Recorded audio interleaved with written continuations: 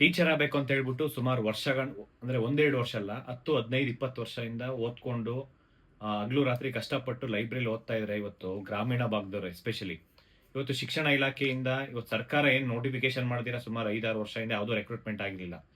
ಎಲ್ಲ district wise ಹೋರಾಟ ಮಾಡಿದ್ದಾದ್ಮೇಲೆ ನಾವು ಇವಾಗ 15,000 ವೇಕೆನ್ಸಿ ಫಿಲ್ ಮಾಡ್ತಾ ಇರೋದು. 15,000 ವೇಕೆನ್ಸಿಯಲ್ಲಿ ಇವ್ರಿಗೆ ಇಷ್ಟ ಬಂದಂಗೆ ಏನಂದ್ರೆ ಯಾವಾಗ ಇವ್ರಿಗೆ ಇಷ್ಟ ಬಂದಂಗೆ ಒಂದೊಂದು ರೂಲ್ ಮಾಡ್ಕೊಂಡು ಇಡೀ ಇಂಡಿಯಾದಲ್ಲಿ ಬೇರೆ ಎಲ್ಲೂ ಇಲ್ಲ ಈ ತರ ರೂಲ್ಸ್. ಗ್ರೂಪ್ ಸಿ ಸಿಲೆಬಸ್ ಅಂದ್ರೆ ಗ್ರೂಪ್ ಸಿ ಸಿಲೆಬಸ್ ಅಂದ್ರೆ ಟೀಚರ್ಸ್ ಯಾರು ಗ್ರೂಪ್ ಎ ಗ್ರೂಪ್ ಬಿ ಬರಲ್ಲ, ಗ್ರೂಪ್ ಸಿ ಬರ್ತಾರೆ. ಆಸ್ ಪರ್ 2021 ರೂಲ್ ಪ್ರಕಾರ ಗ್ರೂಪ್ ಸಿ ಸಿಲೆಬಸ್ ಅಂತಂದ್ರೆ 2 ಪೇಪರ್ ಇರುತ್ತೆ. ಒಂದು GK ಇರುತ್ತೆ, ಒಂದು ಸ್ಪೆಸಿಫಿಕ್ ಪೇಪರ್ ಇರುತ್ತೆ. ಮ್ಯಾಕ್ಸಿಮಮ್ 200 ಮಾರ್ಕ್ಸ್, ಅದು ಅಬ್ಜೆಕ್ಟಿವ್ ಟೈಪ್ಸ್. ಇಲ್ಲಿ ಶಿಕ್ಷಣ ಇಲಾಖೆಯಿಂದ ಇವ್ರಿಗೆ ಇಷ್ಟ ಬಂದಂಗೆ ರೂಲ್ ಮಾಡ್ಕೊಂಡಿದ್ದಾರೆ.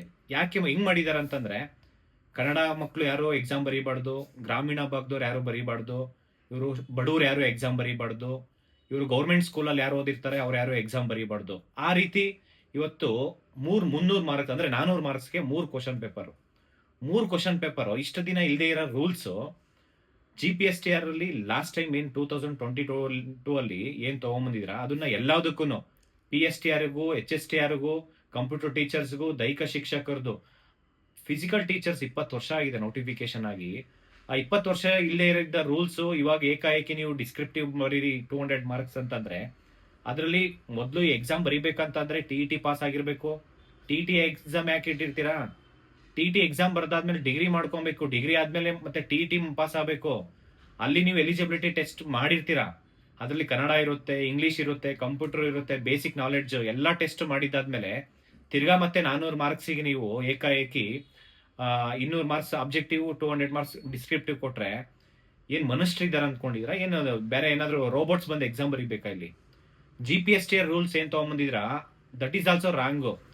ಈಗ ನಾವು ಏನ್ ಡಿಮ್ಯಾಂಡ್ ಮಾಡ್ತಿದೀವಿ ಅಂತಂದ್ರೆ PSTR, GPSTR, HSTR, physical teachers ಮತ್ತೆ ಕಂಪ್ಯೂಟರ್ ಟೀಚರ್ಸ್ ಎಲ್ಲದನ್ನು ಬರೀ ಎರಡೇ ಪೇಪರ್ ಇರಬೇಕು. ಅದು ಒಂದು GK ಪೇಪರು, ಎರಡನೇದು ಸ್ಪೆಸಿಫಿಕ್ ಪೇಪರು. 200 ಕ್ವಶನ್ಸ್ ಅಷ್ಟೇ ಇರಬೇಕು. ನೀವು ಇಂಡಿಯಾ UP, ಬಿಹಾರ್, ಮಹಾರಾಷ್ಟ್ರ, ಆಂಧ್ರ ಪ್ರದೇಶ್ ಇರ್ಬೋದು, ತೆಲಂಗಾಣ ಇರ್ಬೋದು, ಕೇರಳ, ತಮಿಳ್ನಾಡು ಎಲ್ಲ ಸ್ಟೇಟ್ ಅಲ್ಲೂ 200 ಮಾರ್ಕ್ಸ್, 150 ಮಾರ್ಕ್ಸ್ ಇದೆ, 100 ಮಾರ್ಕ್ಸ್ ಇದೆ ಬರೀ ಟೀಚರ್ಸ್.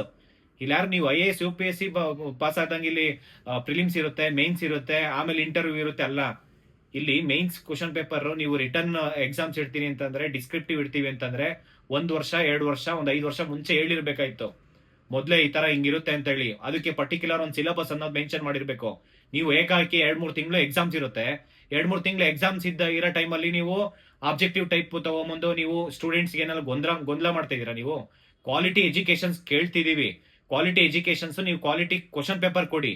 ಈಗ ಆಗ್ತಿರೋ ಅಂತ ಸ್ಕ್ಯಾಮ್ ಸ್ಕೂಲು, ಎಷ್ಟೋ ಸ್ಕೂಲ್ಸ್ ಇಲ್ಲ, 1 ಲಕ್ಷ ಖಾಲಿ ಹುದ್ದೆ ಇದೆ, ನೀವು 60,000-70,000 ಔಟ್ಸೋರ್ಸ್ ಅಂದ್ರೆ ನೀವ್ ಯಾರು ತಗೊಂತಿದ್ದೀರಾ? ನೀವು ಔಟ್ಸೋರ್ಸ್ ಅಲ್ಲಿ ಗೆಸ್ಟ್ ಟೀಚರ್ಸ್ ತಗೊಂತಿದ್ದೀರಾ, ಗೆಸ್ಟ್ ಫ್ಯಾಕಲ್ಟೀಸ್, ಗೆಸ್ಟ್ ಲೆಕ್ಚರರ್ ತಗೊಂಡು ಇವತ್ತು ಸ್ಕೂಲ್ ಅಲ್ಲಿ ಇರೋಂತ ಮಕ್ಕಳನ್ನ ಹಾಳು ಮಾಡ್ತಿದ್ರೆ. ಇವತ್ತು ಅಲ್ಲಿ ಫೇಕ್ ಸರ್ಟಿಫಿಕೇಟ್ ತಗೊಂಡ್ಬರ್ತಾರೆ. ಅದನ್ನ ನೀವು ಕಂಟ್ರೋಲ್ ಮಾಡಿ. ಮತ್ತೆ ನೀವೇನು ಸ್ಕೂಲಲ್ಲಿ ಇವತ್ತು ಪ್ರತಿ ಒಂದರಲ್ಲೂ ನೀವು ದುಡ್ಡು ಹೊಡಿತಾ ಇದ್ದೀರಾ, ಅದನ್ನ ಫಸ್ಟ್ ಸರಿ ಮಾಡಿಸಿ.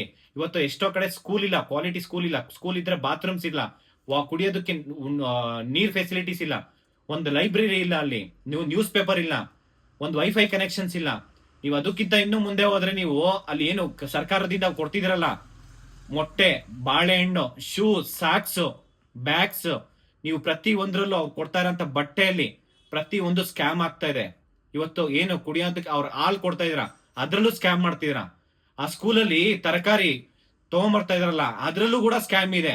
1-2 ಕೋಟಿ ಅಲ್ಲ, 1000 ಕೋಟಿ ಸ್ಕ್ಯಾಮ್ ಮಾಡ್ತಿದ್ದೀರಾ ನೀವು. ಫಸ್ಟ್ ಅದನ್ನ ಕರೆಕ್ಟ್ ಆಗಿ ಸರಿಪಡಿಸಿ. ಇವತ್ತು ಶಿಕ್ಷಕ ಆಕಾಂಕ್ಷಿಗಳು ಇವತ್ತು ಓದ್ಬೇಕಾ ಇಲ್ಲ ಸಾಯ್ಬೇಕಾ ಅನ್ನೋ ಪರಿಸ್ಥಿತಿಗೆ ತಗೊಂಬಂದಿದ್ದೀರಾ. ನೀವು ನಿಜವಾಗ್ಲೂ ಮನಸ್ಸಾದ್ರೆ ನಾನು ಹೇಳ್ತಾ ಇದೀನಿ, ಇದನ್ನ ಸರಿಪಡಿಸ್ಬೇಕು. 400 ಮಾರ್ಕ್ಸ್ ಅವಶ್ಯಕತೆನೇ ಇಲ್ಲ. 5ಕ್ಕೂ ಬೇಸಿಕ್ ಅಂದ್ರೆ PSTR, GPSTR, HSTR, physical teacher ಮತ್ತೆ ಕಂಪ್ಯೂಟರ್ ಟೀಚರ್ ಎಲ್ಲದಕ್ಕೂ ಬರೀ 200 ಕ್ವಶನ್ಸ್ ಇರಬೇಕು, 200 ಮಾರ್ಕ್ಸ್ ಅಷ್ಟೇ ಇರಬೇಕು. ಅದು ಆಬ್ಜೆಕ್ಟಿವ್ ಟೈಪ್ ಇರಬೇಕು. ನೀವು ಇಷ್ಟ ಬಂದಂಗೆ ಡಿಸ್ಕ್ರಿಪ್ಟಿವ್ ಅಲ್ಲ. ಅದೇನಾದ್ರೂ ಇದ್ರೆ ನಿಮ್ ಮಕ್ಳ ಮೇಲೆ ಪ್ರಯೋಗ ಮಾಡಿ, ಇಲ್ಲ ನಿಮ್ಮೂರ್ ಹೋಗಿ ಪ್ರಯೋಗ ಮಾಡಿ.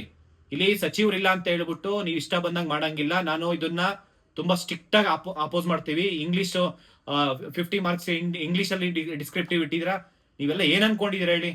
ಇವತ್ತು ಎಜುಕೇಶನ್ ಸಿಸ್ಟಮ್ ಅಲ್ಲಿ ಓದ್ಬೇಕಂತ ಒಂದು ಟೀಚರ್ ಆಗ್ಬೇಕಂತ ಯಾರೋ ಶ್ರೀಮಂತರು ಬರಲ್ಲ.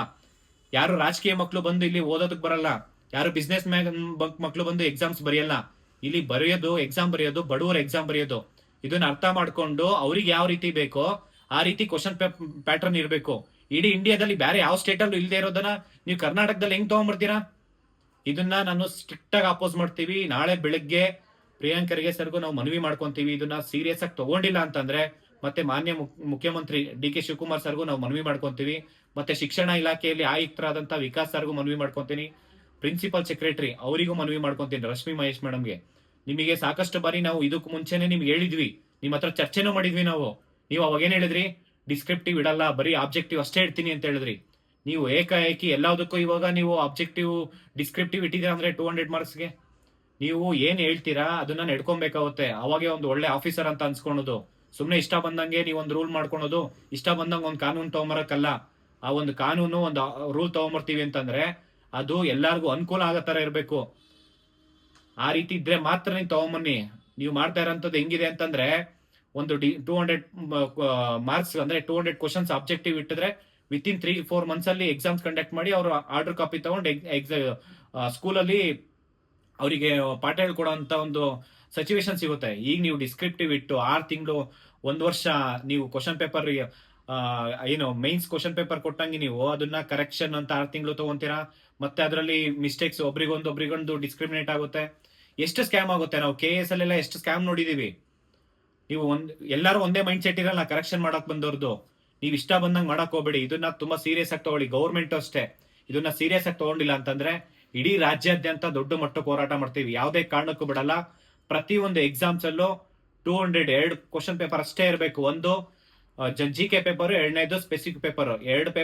ಎರಡು ಪೇಪರ್ ಇಂದ ಅಬ್ಜೆಕ್ಟಿವ್ 200 ಕ್ವಶನ್ಸ್ ಅಬ್ಜೆಕ್ಟಿವ್ ಇರಬೇಕು. ಅದ್ರಲ್ಲಿ ನೀವು ನೆಗೆಟಿವ್ ಹಿಡಿಬೇಕಾರೆ ಏನು ಪ್ರಾಬ್ಲಮ್ ಇಲ್ಲ. ನಾನು ಪ್ರತಿಯೊಂದು ಸ್ಟೇಟ್ದು ಅನಲೈಸ್ ಮಾಡಿದೀನಿ. ಇಡೀ ಇಂಡಿಯಾದಲ್ಲಿ ಯಾವ ಸ್ಟೇಟ್ ಅಲ್ಲೂ ಇಲ್ಲದೆ ಇರೋಂಥ ರೂಲ್ ಇಲ್ಲಿ ಬರೋಂಥ ಅವಶ್ಯಕತೆ ಇಲ್ಲ. 400 ಮಾರ್ಕ್ಸ್ ಅವಶ್ಯಕತೆ ಇಲ್ಲ. ಬರೀ 150 ಮಾರ್ಕ್ಸ್ ಇರುತ್ತೆ, 100 ಮಾರ್ಕ್ಸ್ ಇರುತ್ತೆ, 200 marks maximum. Group C syllabus ಅಂತಂದ್ರೆ 2 ಪೇಪರ್ ಮತ್ತೆ 200 ಮಾರ್ಕ್ಸ್ ಅಷ್ಟೇ ಇರುತ್ತೆ. ನೀವು ಅದನ್ನ ಸ್ವಲ್ಪ ಕಾಮನ್ ಸೆನ್ಸ್ ಯೂಸ್ ಮಾಡ್ಕೊಂಡು ನೀವು ಅದನ್ನ ಇಂಪ್ಲಿಮೆಂಟ್ ಮಾಡಿ. ಎಲ್ಲೂ ಇಲ್ದಿರೋ ರೂಲ್ ತಗೊಂಬಂದು ಇಲ್ಲಿ ಶಿಕ್ಷಕರಾಗಬೇಕು ಕಷ್ಟಪಟ್ಟು ಓದ್ತಾ ಇರೋಂಥ ಆಸ್ಪಿರೆಂಟ್ಸ್ ಮೇಲೆ ನೀವು ಪ್ರಯೋಗ ಮಾಡಕ್ ಹೋಗ್ಬೇಡಿ. ಅದು ನಿಮ್ಮೇಲೆ ನೀವು ಮಾಡಿ, ನೀವೇ ಕುತ್ಕೊಂಡು ಎಕ್ಸಾಮ್ ಬರೀರಿ, ಆಮೇಲೆ ನೋಡಿ ಹೆಂಗಿರುತ್ತೆ ಅಂತ ಹೇಳ್ಬಿಟ್ಟು. ನೀವು ಲಾಸ್ಟ್ ಮೂಮೆಂಟ್ ಅಲ್ಲಿ ಸಿಲೆಬಸ್ ಬಿಡ್ತೀರಾ, ಲಾಸ್ಟ್ ಮೂಮೆಂಟ್ ಅಲ್ಲಿ ಈ ತರ ಪ್ಯಾಟರ್ನ್ ತಗೊಂಬಂದ್ರೆ ಯಾರು ಇಲ್ಲಿ ಪಾಸ್ ಆಗಂತದಿಲ್ಲ. ಎಲ್ಲ ಪೋಸ್ಟ್ ಹಂಗೆ ಉಳಿಸ್ಕೊಬೇಕು, ಇಲ್ಲ ಎಲ್ಲ ಪೋಸ್ಟ್ ಮಾರ್ಕೊಬೇಕು ಅನ್ಕೊಂಡಿದ್ರಾ? ಇದನ್ನ ಯಾವುದೇ ಕಾರಣಕ್ಕೂ ಅಕ್ಸೆಪ್ಟ್ ಮಾಡಲ್ಲ. ಇದನ್ನ ನಾವು ವಿರೋಧ ಮಾಡ್ತೀವಿ. ನೀವೇನಾದ್ರೂ ಏನು ಅಬ್ಜೆಕ್ಷನ್ ಇದೆ ಈಗ ಇವಾಗ್ಲೇ ನೀವು ಸರಿಪಡಿಸ್ಕೊಂಡು ಓಕೆ ನಾವು ಅದನ್ನ ಪ್ಯಾಟರ್ನ್ ಚೇಂಜ್ ಮಾಡ್ಕೊಂತೀವಿ ಅಂತಂದ್ರೆ ಮಾತ್ರ ಇದನ್ನ ಬಿಡ್ತೀವಿ. ಇಲ್ಲ ಅಂತಂದ್ರೆ ಇಡೀ ರಾಜ್ಯಾದ್ಯಂತ ದೊಡ್ಡ ಮಟ್ಟಕ್ಕೆ ಹೋರಾಟ ಮಾಡ್ತೀವಿ. ಯಾವುದೇ ಕಾರಣಕ್ಕೂ ಬಿಡಲ್ಲ.